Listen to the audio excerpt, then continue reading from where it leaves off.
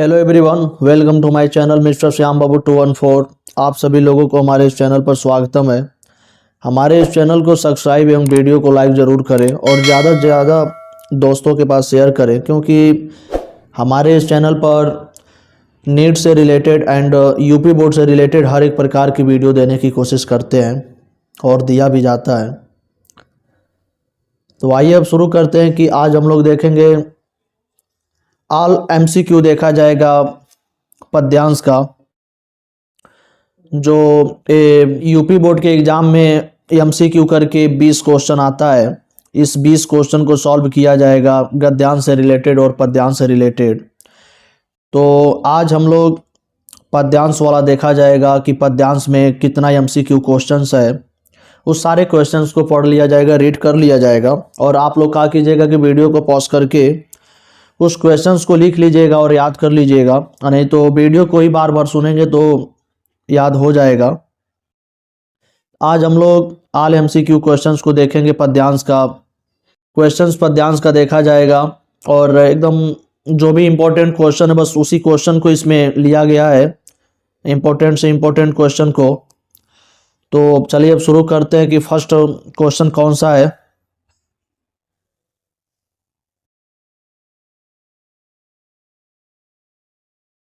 तो हम लोग हिंदी पद के विकास पर आधारित प्रश्न को देखेंगे, पद के विकास पे।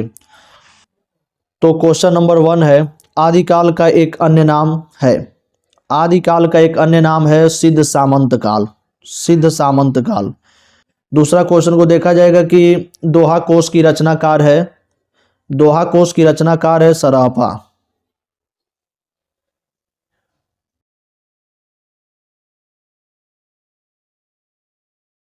और तीसरा क्वेश्चन को देखा जाएगा तो तीसरा क्वेश्चन अमीर खुसरो कवि हैं। तो अमीर खुसरो कवि हैं आदिकाल के। और चौथा क्वेश्चन को देखा जाएगा ज्ञानाश्रयी शाखा के प्रतिनिधि प्रमुख कवि हैं कबीरदास।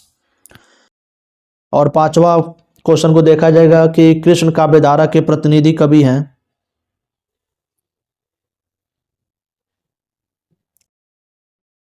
सूरदास। छठवें क्वेश्चन को देखा जाएगा कि अष्टछाप के कवियों का संबंध भक्ति काल की किस शाखा से है। तो कृष्ण भक्ति शाखा से। ये देखिएगा सारा क्वेश्चन बार बार पूछा गया है, जो वेरी इंपॉर्टेंट क्वेश्चन उसी को लिया गया है। और सातवां क्वेश्चन को देखा जाएगा कि गोस्वामी तुलसीदास के बचपन का नाम क्या था। तो गोस्वामी तुलसीदास के बचपन का नाम राम बोला था। आठवां क्वेश्चन को देखा जाएगा कि खड़ी बोली का प्रथम महाकाव्य है प्रिय प्रवास।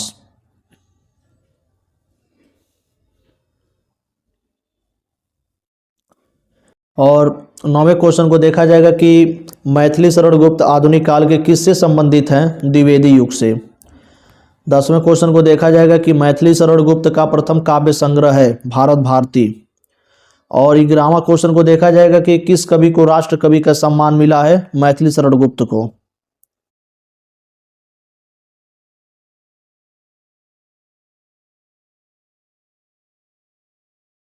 बारहवां क्वेश्चन को देखा जाएगा कि प्रगतिशील लेखक संघ की स्थापना कब हुई। सन 1936 ईस्वी में। 12वां क्वेश्चन को देखा जाएगा कि प्रगतिशील लेखक संघ की स्थापना कब हुई। सन 1936 ईस्वी में। क्वेश्चन नंबर 13 को देखा जाएगा कि तार सप्तक का प्रकाशन हुआ सन 1943 ईस्वी में।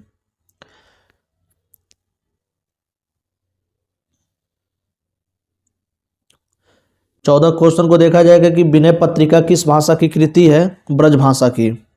क्वेश्चन नंबर 15 को देखा जाएगा कि तुलसीदास ने श्री रामचरितमानस की रचना की है अवधि में।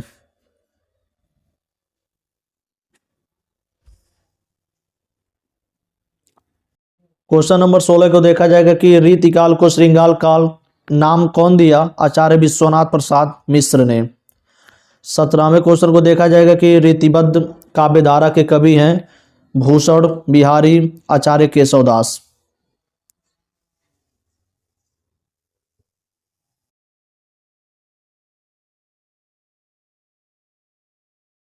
क्वेश्चन नंबर 18 को देखा जाएगा कि रीति मुक्त काव्यधारा के कवि हैं गणानंद बोधा ठाकुर। क्वेश्चन नंबर 19 को देखा जाएगा कि सुमित्रा नंदन पंत को ज्ञानपीठ पुरस्कार उनकी किस रचना पर मिला था? चिदम्बरा रचना पे।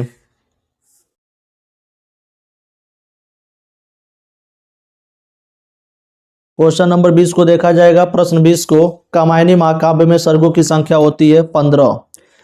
प्रश्न 21 को देखा जाएगा कि नई कविता के कवि हैं नरेंद्र शर्मा। प्रश्न 22 को देखा जाएगा कि प्रयोगवादी काव्यधारा के प्रतिनिधि कवि हैं अज्ञेय।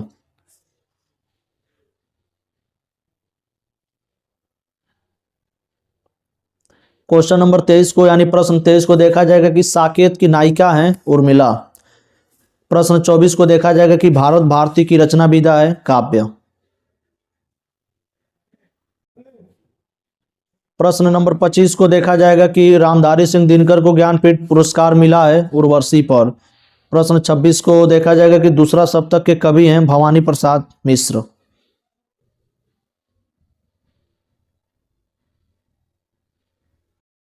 प्रश्न नंबर 27, तीसरा सप्तक का प्रकाशन वर्ष है सन 1959 ईस्वी में।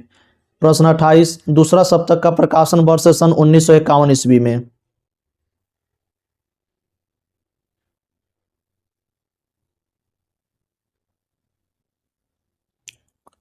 प्रश्न 29, संसद से सड़क तक किस कवि की रचना है? घूमिल।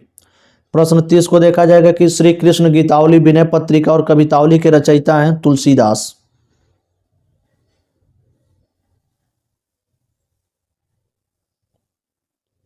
प्रश्न 31 को देखा जाएगा कि हिंदी साहित्य के आदिकाल के लिए बीजवपन काल, ये देखिएगा काल होगा, बीजवपन काल नाम दिया तो आचार्य महावीर प्रसाद द्विवेदी ने। प्रश्न 32 को देखा जाएगा कि हिंदी का प्रथम कवि माना जाता है सरापा।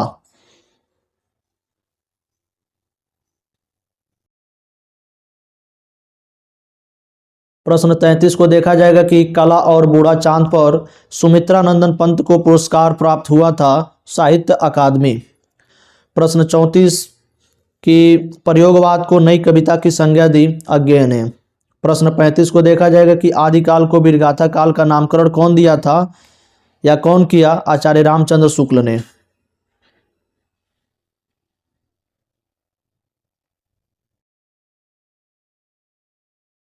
प्रश्न नंबर 36 को देखा जाएगा कि बिहारी सतसई में दोहों की संख्या है 719। प्रश्न 37 को देखा जाएगा कि जयशंकर प्रसाद प्रीत कामायनी किस प्रकार का काव्य है? तो कामायनी महाकाव्य है।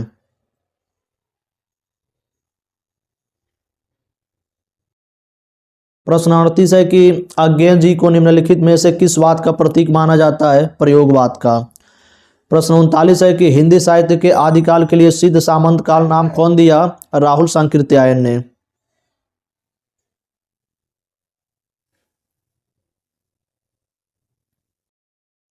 क्वेश्चन 40 को देखा जाएगा कि प्रश्न 40 को हिंदी साहित्य के कल को स्वर्ण युग कहा जाता है। ये भी देखिएगा कल नहीं होगा कि हिंदी साहित्य के किस होगा और एक काल होगा। किस काल को स्वर्ण युग कहा जाता है? तो भक्ति काल को। प्रश्न नंबर 41 को देखा जाएगा कि पारिजात किस कवि के गीतों का संकलन है? तो अयोध्या सिंह उपाध्याय हरिऔध। प्रश्न 42 को देखा जाएगा कि अज्ञेय द्वारा संपादित सप्तकों की संख्या है 3।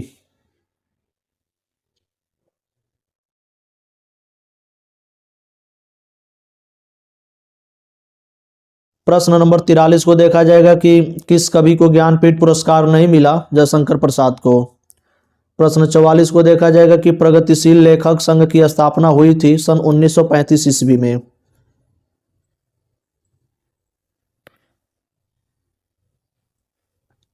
प्रश्न 45 को देखा जाएगा कि कवि हरिऔध का रस है करुड़। प्रश्न 46 को देखा जाएगा कि चित्राधार काव्य की भाषा है ब्रज भाषा।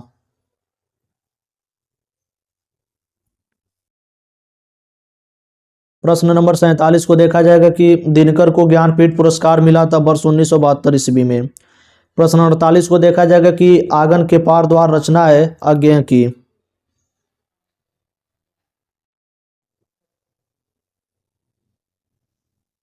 प्रश्न 49 को देखा जाएगा कि हिंदी साहित्य के आदिकाल के लिए चारण काल नाम दिया था राम कुमार वर्मा ने।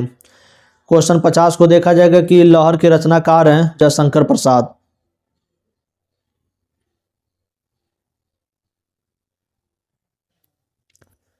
प्रश्न नंबर 51 को देखा जाएगा कि निम्नलिखित में नई कविता के कवि हैं सच्चिदानंद, हीरानंद, वात्स्यायन, अज्ञेय। प्रश्न 52 को देखा जाएगा कि हिंदी साहित्य के, ये देखिएगा, है किस काल, हिंदी साहित्य के किस काल को पूर्व मध्यकाल कहा जाता है? तो भक्ति काल को।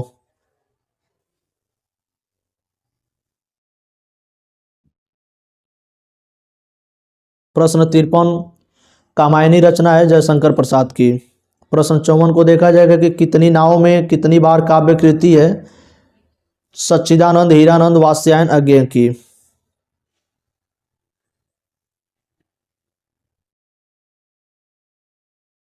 प्रश्न नंबर 55 को देखा जाएगा कि कविता में 4 चांद लगाने वाली शक्ति है व्यंजना।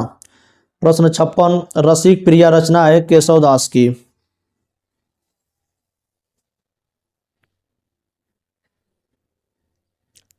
प्रश्न नंबर 57 को देखा जाएगा कि खुमान रासों की रचयिता है दलपति विजय। प्रश्न नंबर 58 को देखा जाएगा कि अग्रदास किस काव्यधारा के कवि हैं? राम काव्यधारा के। ये उसी क्वेश्चन को बताया जा रहा है और दिया जा रहा है जो क्वेश्चन बार बार यूपी बोर्ड एग्जाम में पूछ चुका है। क्वेश्चन नंबर 59 को देखते हैं कि पपीहों की वह पीन पुरस्कार किसकी पंक्ति है? सुमित्रा नंदन पंत की। क्वेश्चन नंबर 60 को देखा जाएगा कि प्रिय प्रवास काव्य कृति का मुख्य रस है वियोग श्रृंगार।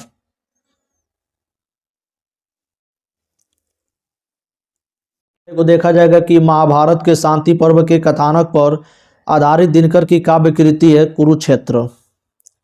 क्वेश्चन की छायावादोत्तर काल के कवि हैं सूर्यकांत त्रिपाठी निराला।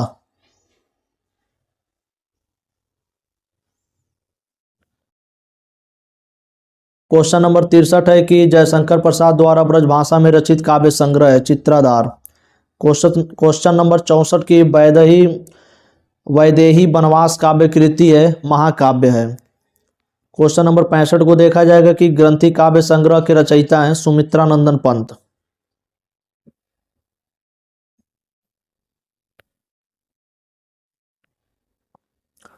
क्वेश्चन नंबर 66 को देखा जाएगा कि रीति मुक्त कवि हैं घनानंद। प्रश्न नंबर 67 है कि रामधारी सिंह दिनकर को उनकी काव्य कृति उर्वशी पर पुरस्कार मिला था ज्ञानपीठ पुरस्कार मिला था उनको।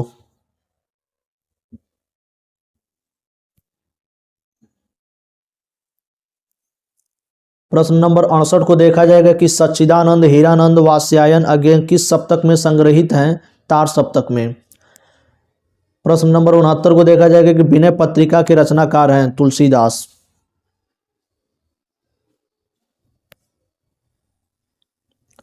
प्रश्न नंबर 70 है कि कामायनी किस युग की रचना है? छायावादी युग की। प्रश्न नंबर 71 है कि हिंदी साहित्य में काल को श्रृंगार काल कहा जाता है। यानी एक क्वेश्चन है कि हिंदी साहित्य में किस काल को श्रृंगार काल कहा जाता है? रीति काल को।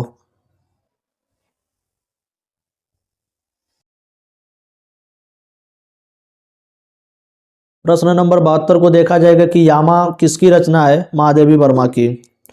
प्रश्न नंबर 73 को देखा जाएगा कि हरी घास पर क्षण भर कृति निम्नलिखित में से किसकी है? अज्ञेय की। प्रश्न नंबर 74 को देखा जाएगा कि छायावाद काल का काल निर्धारण कीजिए। सन 1919 से लेकर के सन 1938 ईस्वी तक छायावादी काल माना जाता है। प्रश्न नंबर 75 को देखा जाएगा कि प्रगतिवाद का मुख्य आधार है साम्यवाद।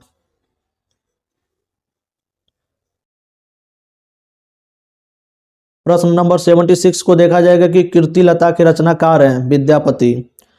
प्रश्न नंबर 77 को देखा जाएगा कि साहित्य लहरी के रचयिता हैं सूरदास।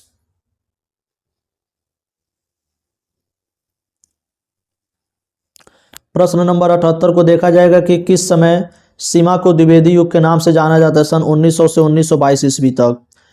प्रश्न नंबर 79 को देखा जाएगा कि सूफी काव्यधारा के कवि हैं जायसी।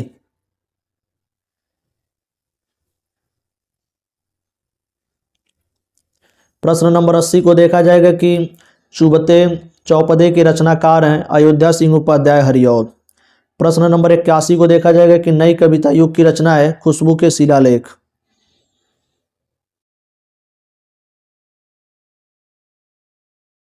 प्रश्न नंबर 82 को देखा जाएगा कि रीतिकाल की सर्वाधिक महत्वपूर्ण प्रवृत्ति है श्रृंगारिकता। क्वेश्चन नंबर 83 को देखा जाएगा कि पृथ्वीराज रासो का रचना काल है वीरगाथा काल।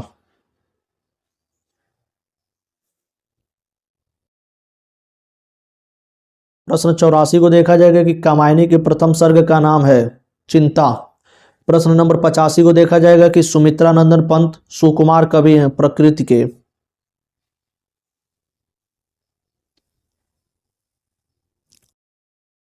प्रश्न नंबर 86 को देखा जाएगा कि राम की शक्ति पूजा कविता के रचयिता हैं सूर्यकांत त्रिपाठी निराला। क्वेश्चन नंबर 87 हिंदी का प्रथम महाकाव्य माना जाता है पृथ्वीराज रासो को।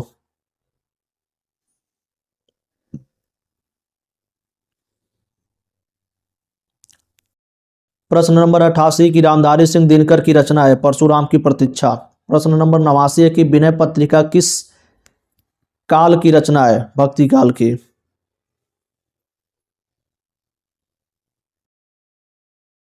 और ये आपका लास्ट प्रश्न है कि प्रश्न नंबर 90 कि निम्नलिखित में एक चंपू काव्य है यशोधरा। आप लोग इस पद्यांश के एमसीक्यू को डिटेल में देख लीजिएगा और याद करने की कोशिश कीजिए क्योंकि ये सारा वेरी इंपॉर्टेंट क्वेश्चन है और 90 यानी 90 क्वेश्चन को दिया गया है और 90 क्वेश्चन ही आप लोग के लिए इनफ है। जो एमसीक्यू बोर्ड एग्जाम में 20 एमसीक्यू आता है उसमें से जो भी पद्यांश के एमसीक्यू आएगा इसी स्लाइडों में से इसी 90 क्वेश्चन के अंदर वो सॉल्व हो जाएगा। और अब चलिए जो आपका इंतज़ार होता है मेन स्लाइडों के, एक प्यारा सा स्लाइड आता है आप लोग के लिए। धन्यवाद।